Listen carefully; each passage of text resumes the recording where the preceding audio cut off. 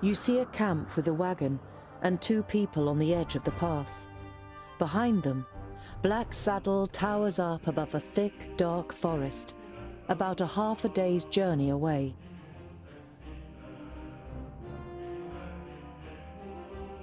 Two horses are standing near the covered wagon, grazing. You can make out the shapes of boxes and barrels on the wagon. The 2 humans are wearing smart clothes and are sitting next to a large campfire. They don't seem to have noticed you yet.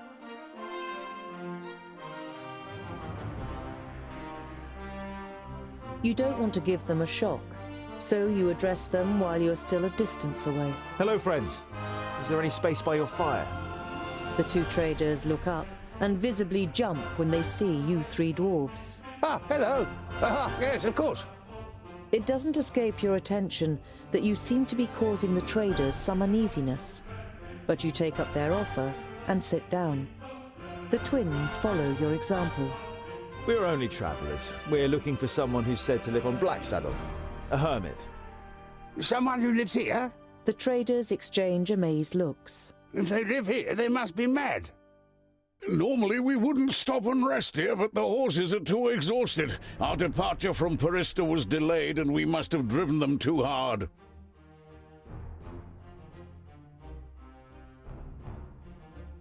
Why does Black Saddle make you feel uneasy? It doesn't look particularly inviting, but it's only a mountain. Only a mountain?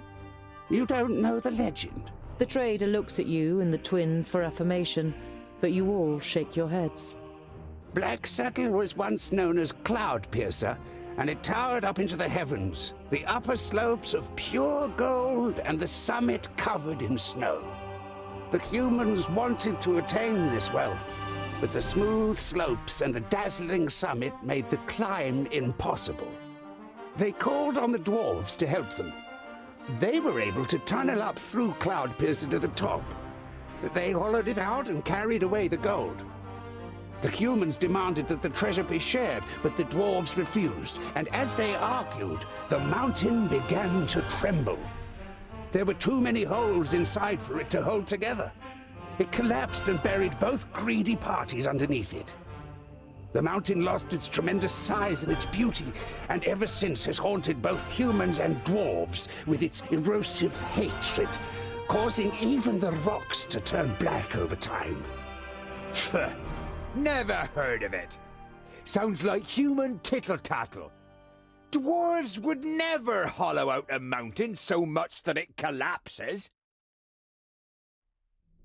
You come from Parista. How are things there? No news to speak of, I'd say. Well, except for Nudin the Knowledge Lusty. You know Nudin the Knowledge Lusty. Lot Yonan introduced him to you many years ago during a visit. What about him? Oh, nothing really. Just rumors. You nod at the trader to continue. He's behaving strangely and disappears into his tower for days on end. Merely looks ill, apparently. Well, that's what someone I know said. Perhaps he got a spell wrong.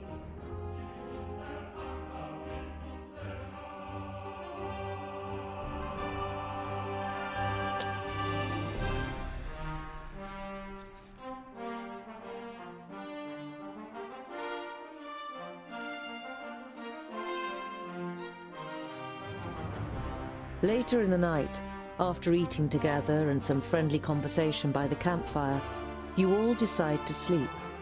But you take the first watch. It's a night in which nothing happens, and the next morning the traders set off early. After breakfast, you also continue on your journey.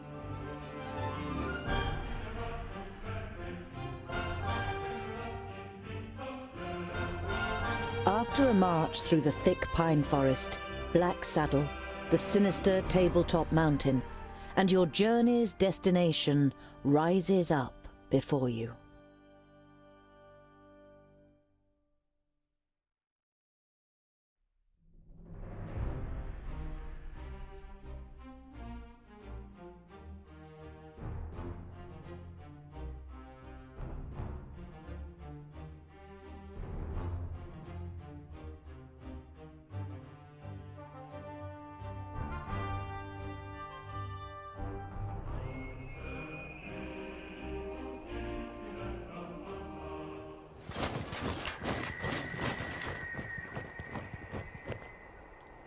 Are you sure that the famulus lives here? Yes, according to Lot-Yonan. Although you try to put a lot of assurance into your voice, you too see no signs that anyone lives here. No castle, no tunnel, no camp. There's nothing here but mountain. Then we'll have to take a closer look. You do that, scholar. We'll be waiting for you here. You think about objecting, but it would just be a waste of breath.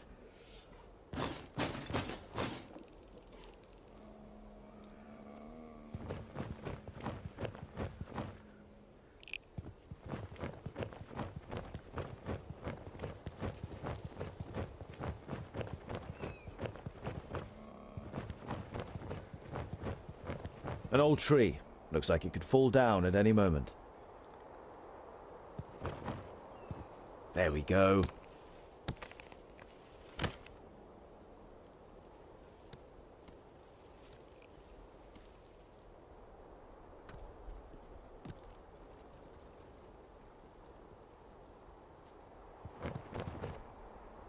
Too steep. I can't get a grip anywhere.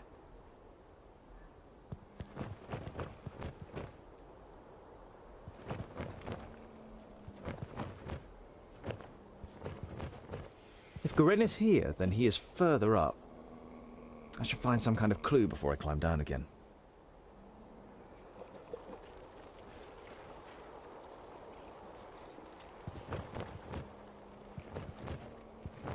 I should be able to get up here.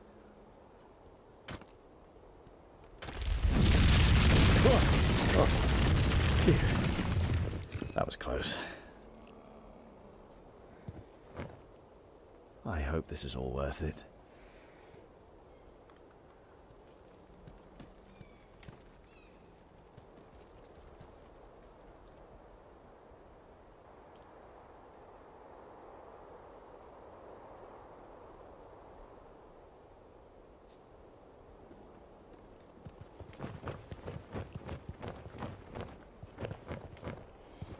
Here's a... No, forget it.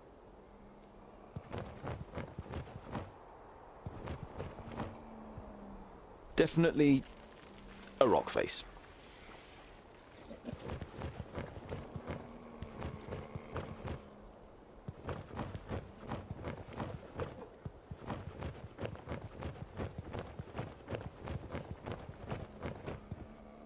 There's something engraved on it. You realize with surprise that they are runes in the Dwarven language. Built with the blood of our enemies, be unyielding as the rock, and soak the land in their blood. Huh?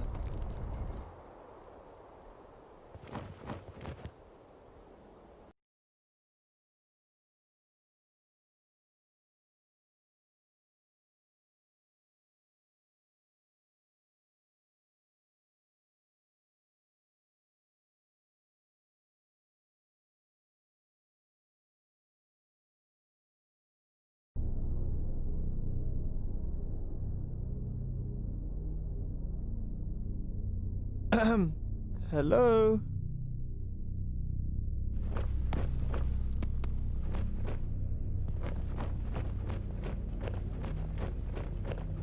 Master Garen?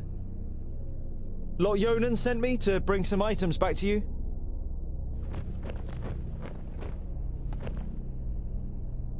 My inquiries are almost at an end.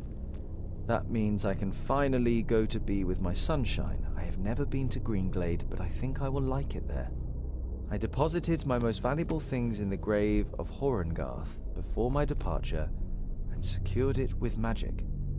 The password is... You recognize the following words as rune names, but they're written in the learned language, so you don't know which they are. Greenglade. Oh, great.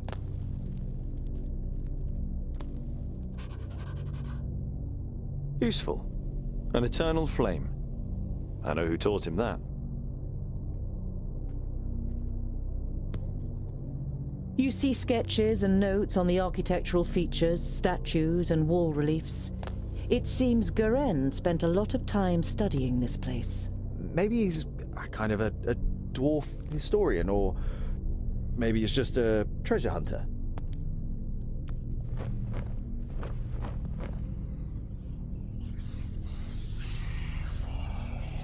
Hello? Is anyone there?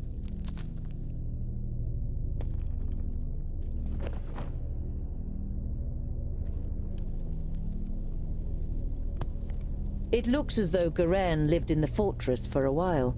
It also seems that he left several lunar orbits ago. He's not stealing. It would just be a shame if the provisions went off.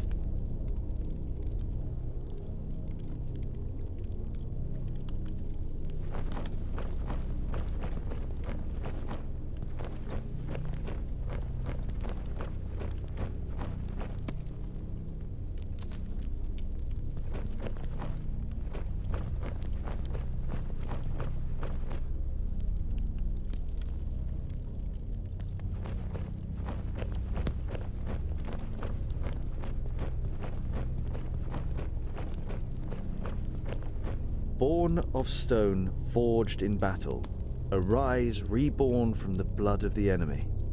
You're not sure if you really want to know what was once in this basin.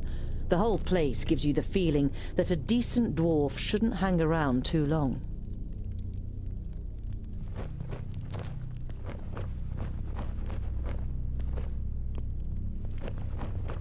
Sarcophagus. Perhaps I could open it.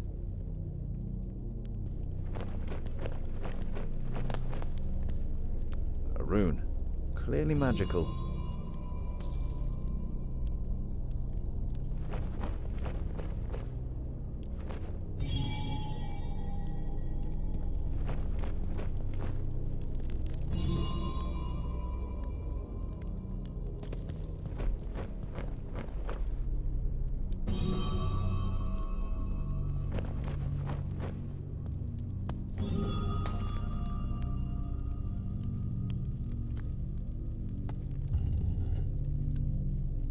Ah!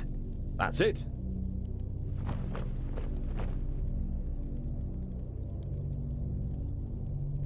Garen's most valuable belongings. Letters from his lover, a silk scarf that must have belonged to her, and a medallion.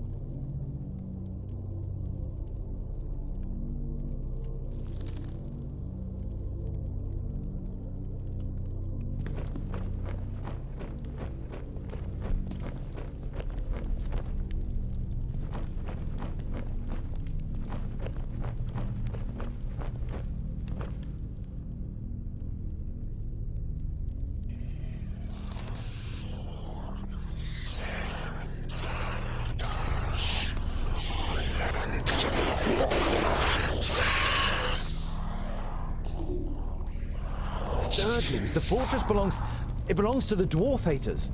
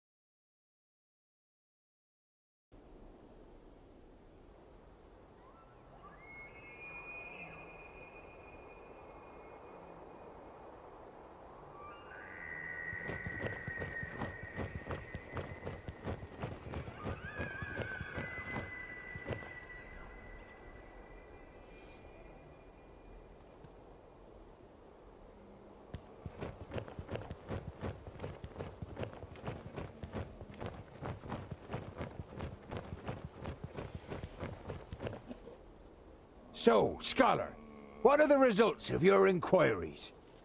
There is an abandoned fortress in the mountain, and I think it belonged to the Thirdlings. Boindale's eyes narrow. The blasted dwarf killers! A Thirdling fortress? Here? In the middle of Girdlegard? We must let High King Gundrabur know about this. The fortress has been long abandoned by the looks of it. Anyway, I can't go to Ogre's death until I have completed my quest. Goren is in Greenglade. Huh. The High King? Why do you want to bring me to him? All right then. It's about the choice of the new High King. Gandagar, the king of the Thirdlings, is with his entourage in Ogre's death and is supposed to ascend the throne. But our acting High King Gundrabur wants to prevent that from happening. He fears that Gandagar wishes to instigate a war against the elves.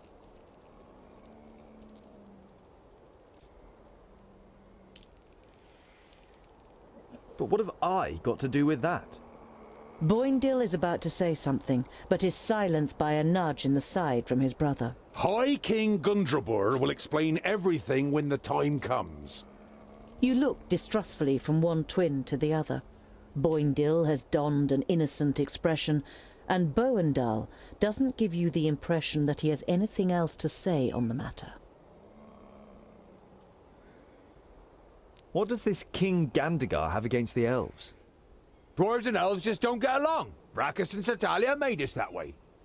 I know that, but going to war for just that after all this time? Well, there must be more behind it.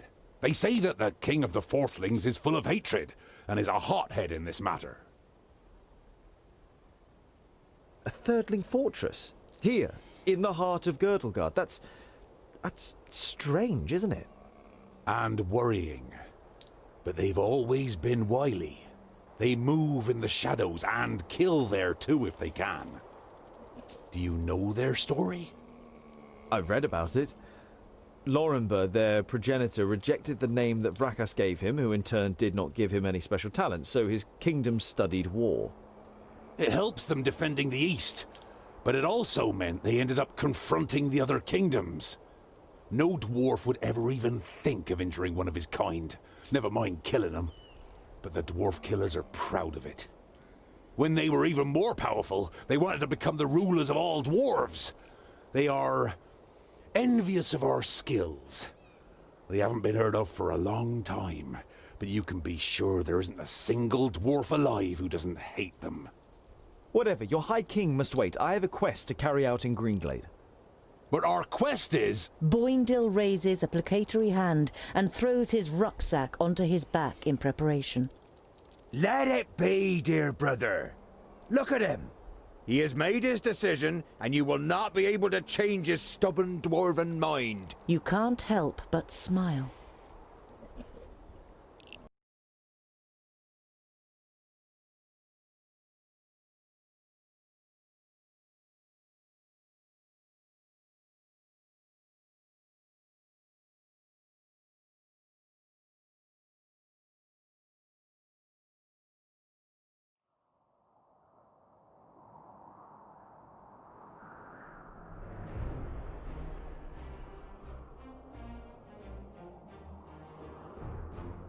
There are dead orcs lying in the defensive trenches and strewn over the meadows in front of the city.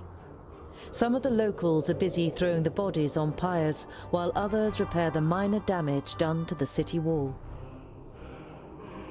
You enter the city and the garrison at its centre without being spoken to. It is only when you reach a heavy oak door that leads, you assume, to the commanding officer's headquarters, that you are halted by a guard. Dwarves, eh? Seems we aren't to be spared anything these days. What do you want? It looks like you've got an orc problem. Had. Our scouts detected the army early on, and we were able to repel them without any great losses. A small army of orcs like that couldn't breach our mighty walls. Your mighty walls look like they're about to collapse under their own weight. The soldier isn't intimidated by Boindil. He juts his chin out confidently. At least they stopped the orcs, unlike your dwarven walls in the north. I didn't know that Steepleton was so big. Impressive place. We have fertile meadows. That's what we have to thank for the city's growth in recent years. At the time of my grandparents, Steepleton was nothing more than the tower on a hill with a couple of houses. Now we have a market, a temple, and of course, there are royal messengers stationed in the tower, which doesn't do the city's coffers any harm at all.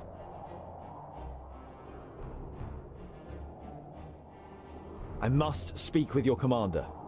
Commander Valor doesn't have time. He's still very busy dealing with the aftermath of the orc attack.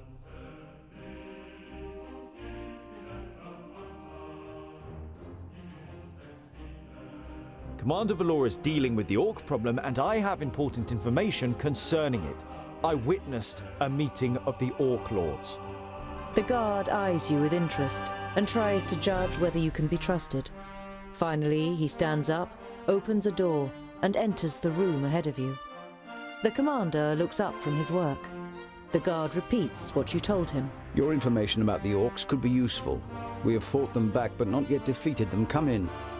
The commander listens attentively, and now and then asks questions, as you tell him about the 3 orc armies and the meeting of the chieftains with the Al Sintharas. This sounds very grave. I will send out messengers. We must be prepared.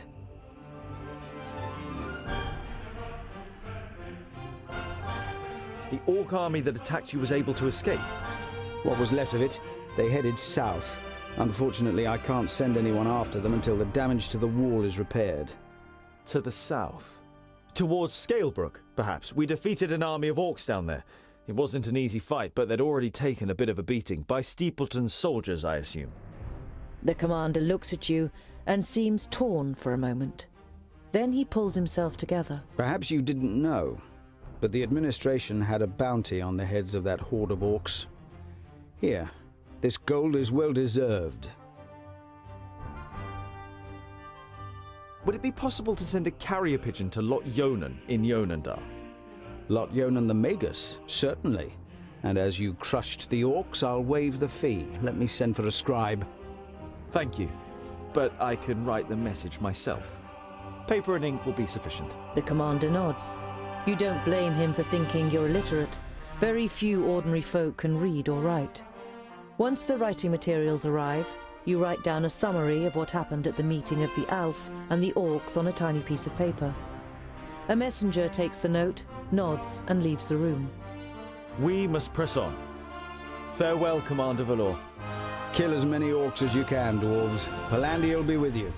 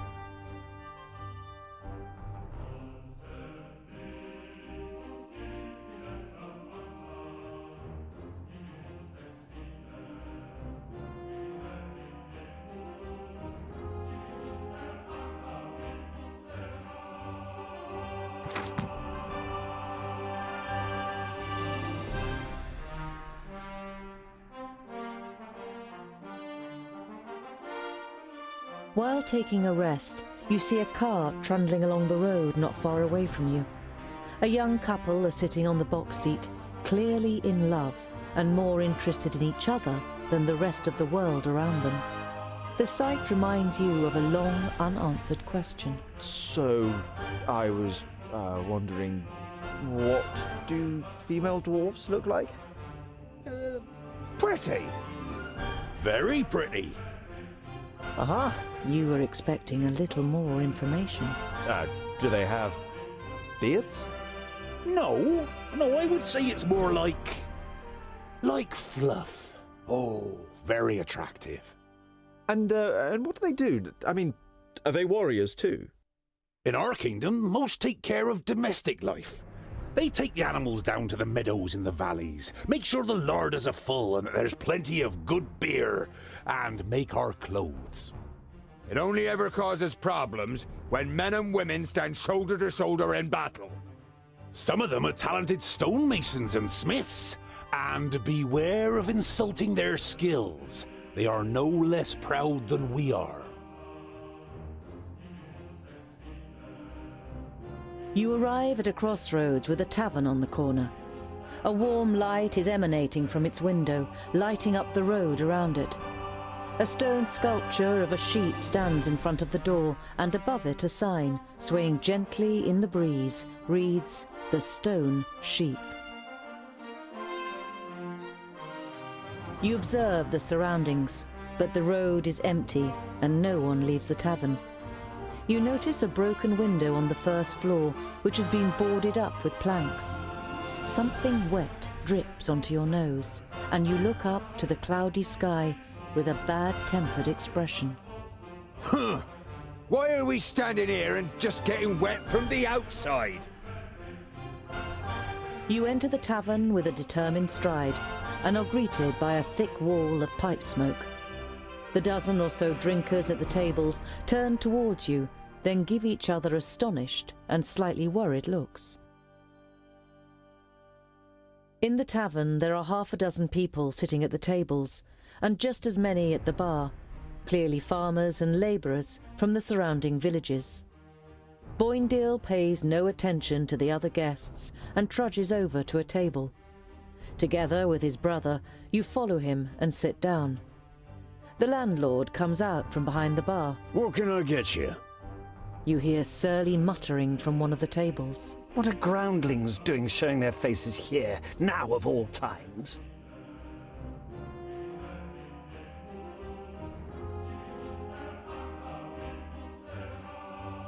You turn to the guest who'd muttered something about groundlings. And why is it so strange that we're here? The man glances up briefly and then stares drunkenly at his tankard and mutters with a slur, Don't play the innocent. The orcs are terrorizing our lands. And whose fault is it? You let them in. I was not at the Stone Gateway, and I don't know what happened. But you can be sure of one thing. Dwarves would never cooperate with orcs. We kill them no sooner than we say them, or my name isn't Boindale Doubleblade. The drunkard and his neighbour are given a start. They mumble an apology and turn their attention to the beer in front of them.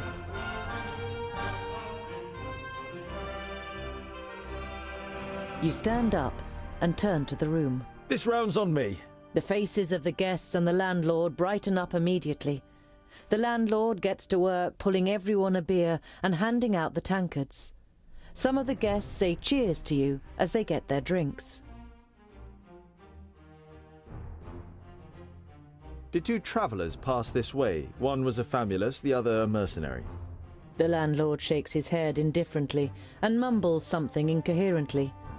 One of the guests is about to say something, but shuts up when the person next to him gives him a poke. Come on now, tell us what happened. We're all friends here. The man who was going to speak the first time round looks over to his neighbour, who nods. Two travellers spent the night here. One had a robe on, the other was a mercenary. The next day they left, all in a hurry. Said they'd been attacked by an elf. One of the other drinkers finds his voice too. There was a hell of a lot of noise that night. As if there'd been a dust-up. You left some gold here for the trouble. I thought they meant the noise, but then I noticed the broken window. The landlord sighs. Please don't tell anyone else about this. Who will want to spend a night in a tavern where an elf has been sighted?